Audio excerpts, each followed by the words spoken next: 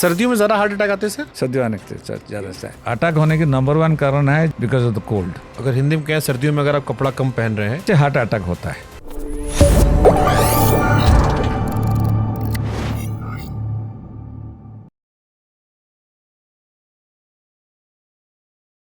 सर्दियों में ज़्यादा हार्ट अटैक आते हैं सर?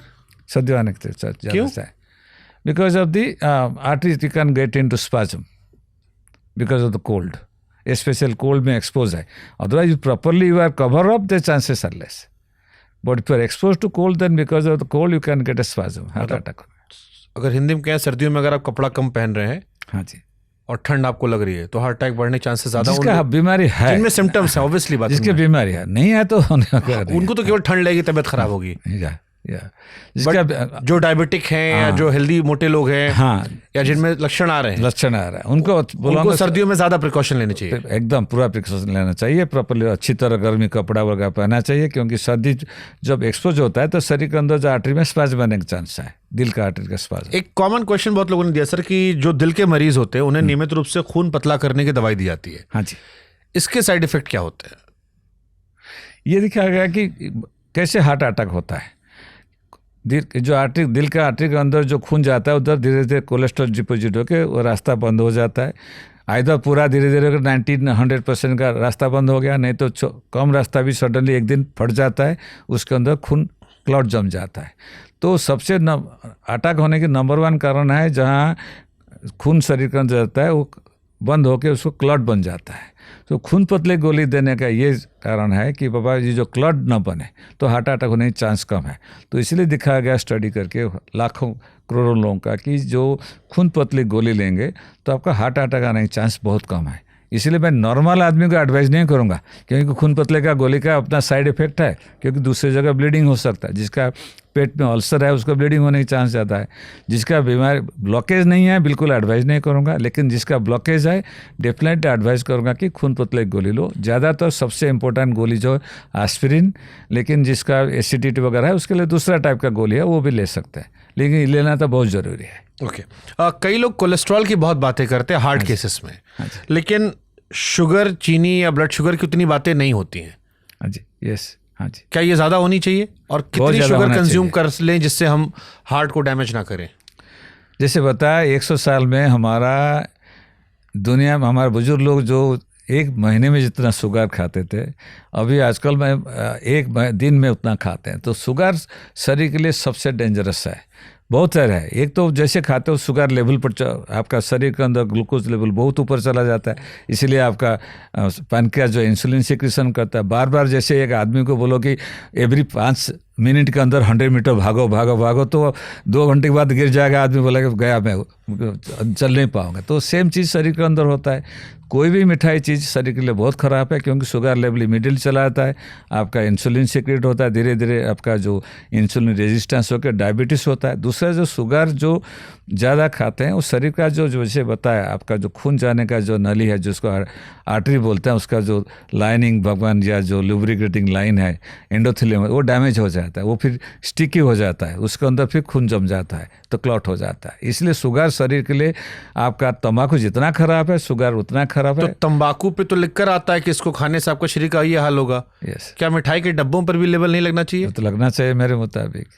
सबको एडवाइस का मिठाई पूरा बंद करो, पूरा अवॉइड करो। हमारे होली दिवाली सर मिठाई भी चक कटते हैं, कभी कल एक दिन खा लिया तो चलता है। गणपति बप्पा का कार्यक्रम था, उसमें मिठाई चली दबा के। एक दिन खा लिया तो कुछ फर्क नहीं पड़ता है। जब तक आप सारा सपोज महीने भर नहीं खा रहे हो, 1-2 दिन पूजा जैसे आया तो उस पर खाने में कुछ फर्क नहीं पड़ता 1-2 दिन, लेकिन रोज़ खाओगे तो खराब है शरीर के लिए।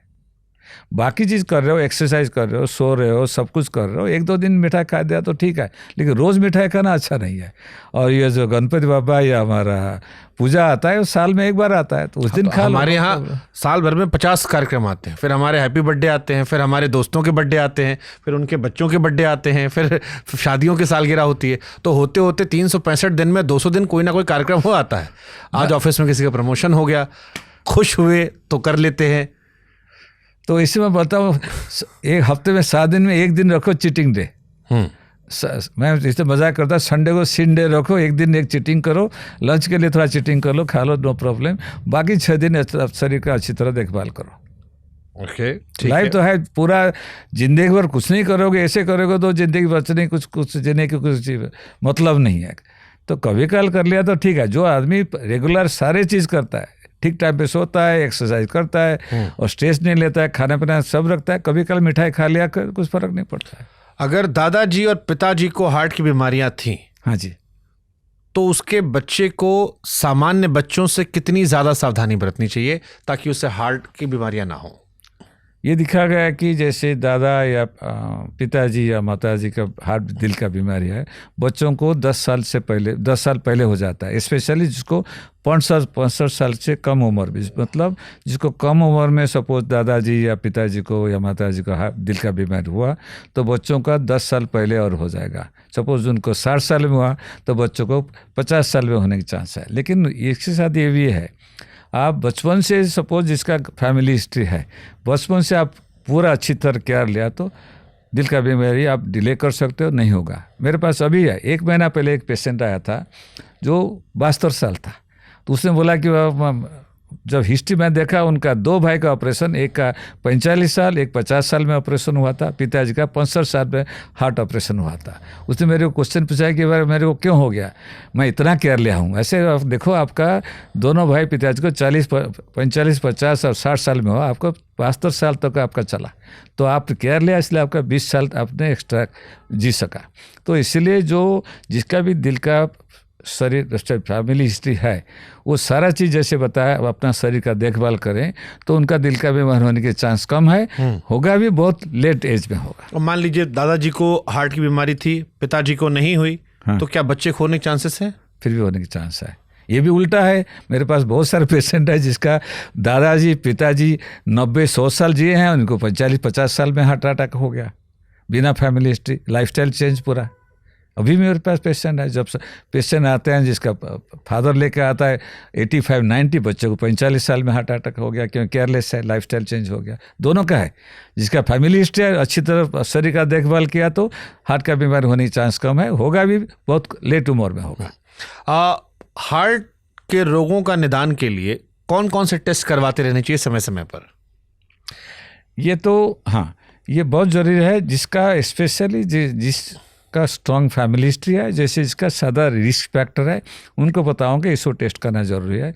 ये क्या लोग को सबका है कि करते हैं पहले कि ईसीजी करके देख लेते हैं। ईसीजी सबसे फैलासियस है। दिल का बीमारी स्पेशल जो ब्लॉकेज का बीमारी हम बोलते हैं, जो कोरोना डिजीज जो 80% हार्ट का बीमारी है, उसमें कुछ पता नहीं चलेगा, कुछ भी पता नहीं चलेगा ईसीजी तो हाँ, ज़्यादा तो ईसीजी कर लिया, नॉर्मल है चलो, और 2 दिन के बाद हार्ट अटैक होता है। क्योंकि ईसीजी तभी पता चलेगा, 2 चीज़, पहले हार्ट अटैक आ गया तो ईसीजी में दिखाई देगा कि पहले अटैक आया था, तो उसमें पता चल जाएगा, इमीडिएटली डॉक्टर इलाज करेगा। और जब दर्द हो रहा है उसी टाइम ईसीजी गया तो चेंजेस आएगा, अदरवाइज दर्द होने के 10 मिनट के बाद भी जाओ ईसीजी नॉर्मल आएगा। तो इसलिए ईसीजी बेकार है।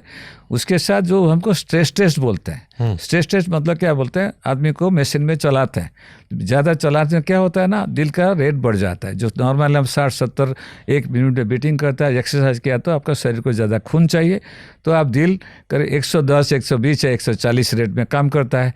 140 बार बीटिंग करता है तो दिल को ज़्यादा खून चाहिए, ब्लॉकेज है तो खून नहीं आएगा, तो इस टाइम दर्द होता है, इसी चेंजेस हो जाता है।